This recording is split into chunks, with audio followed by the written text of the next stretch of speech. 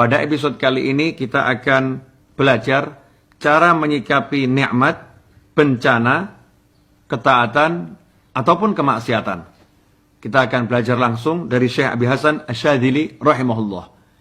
Beliau radhiyallahu anhu berkata, Bismillahirrahmanirrahim, orang yang berakal adalah orang yang dapat memahami apa yang diinginkan Allah Ta'ala darinya. Dan yang diinginkan Allah dari hambanya dalam memperoleh nikmat, bencana, melaksanakan ketaatan, atau terjerumus dalam kemaksiatan ada 4 hal.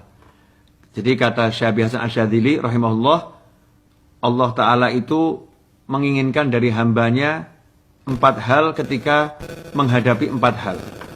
Ketika taat, ketika maksiat, ketika nikmat, ataupun ketika dalam mendapatkan musibah bencana. Ada 4 hal yang harus dilakukan seorang hamba. Ini yang Allah ingin hamba melakukannya, yang Allah ingin kita melakukannya.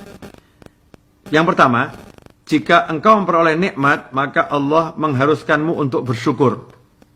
Yang kedua, jika engkau ditimpa bencana, Allah memerintahkanmu, mensyariatkanmu untuk bersabar. Yang ketiga, jika Allah memberimu taufik untuk taat, maka Allah memerintahkanmu, mensyariatkanmu untuk syuhudul minnah. Dan meyakini bahwa Allah lah yang memberikan taufik. Yang keempat, dan jika engkau bermaksiat, maka Allah mensyariatkanmu untuk bertobat dan berinabah kepadanya. Barang siapa memahami tujuan 4 perlakuan Allah ini, maka ia dekat dengan hal-hal yang dicintai Allah, dan dia adalah hamba yang sejati, sebagaimana sabda Rasulullah sallallahu alaihi wasallam, "Man ibtuliya fasabar, wa utiya fasyakar, wa zalama fastaghfar, wa dzulima faghfar." Barang siapa diuji dengan bencana kemudian bersabar, diberi nikmat kemudian bersyukur, berbuat zalim kemudian minta maaf, dan dizalimi kemudian memaafkan, Rasulullah SAW kemudian terdiam, sehingga para sahabat bertanya kepada beliau sallallahu alaihi wasallam, apa yang ia peroleh wahai Rasulullah? Rasulullah sallallahu alaihi wasallam bersabda, mengutip wahyu Allah Subhanahu wa taala, ulaika lahumul amnu wa hum muhtadun. Al-An'am ayat ke-82. Mereka itulah orang-orang yang beroleh keselamatan, dan merekalah orang-orang yang mendapat petunjuk. Ikhwani rahimakumullah. Jadi kalau kita ini hidup, nggak mungkin lepas dari 4 hal. Orang hidup itu akan mendapat nikmat, akan mendapat musibah, berbuat taat, ataupun terjerumus dalam kemaksiatan. Dalam 4 kondisi ini, maka Allah Ta'ala telah mengajarkan kepada hambanya untuk melakukan 4 hal pula. Yang pertama, kalau dapat nikmat, dia harus syukur.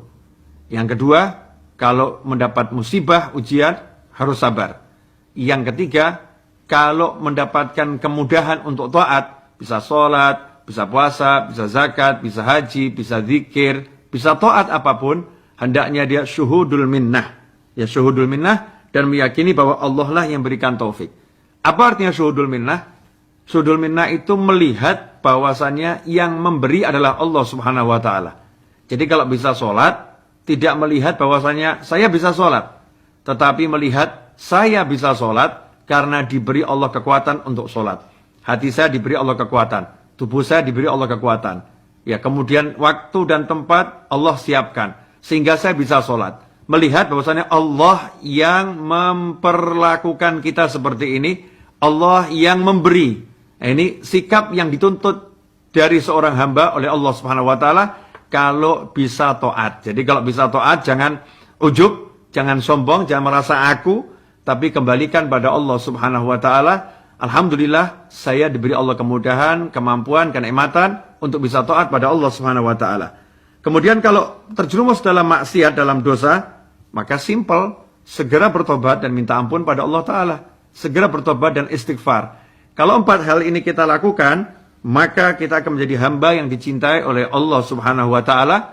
Bahkan Nabi Muhammad SAW menegaskan dalam sabdanya, manibtulia fasobar, siapa diuji kemudian dia bersabar, gak berkeluh kesah, tidak menyampaikan keluh kesahnya kepada makhluk, ya, tidak mengeluhkan kondisinya kepada makhluk, wa utiya fasyakar, diberi karunia kemudian dia bersyukur kepada Allah Ta'ala, berterima kasih kepada orang yang menjadi perantara sampainya nikmat itu kepadanya. Wa dzalama fastaghfar, dia berbuat zalim baik kepada